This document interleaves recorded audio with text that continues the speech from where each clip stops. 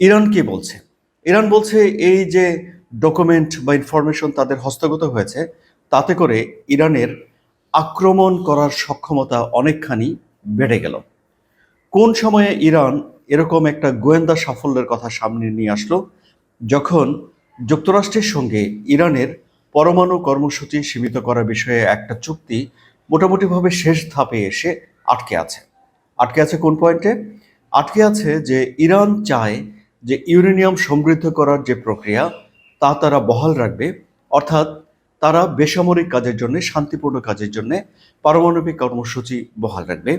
কিন্তু যুক্তরাষ্ট্র চায় যে ইরানের কাছে এই ইউরেনিয়াম সমৃদ্ধ করার কোনো প্রক্রিয়াই থাকবে না, অর্থাৎ ইরান তার পারমাণবিক কর্মসূচি পুরোপুরি বন্ধ করে দিতে দিতে হবে।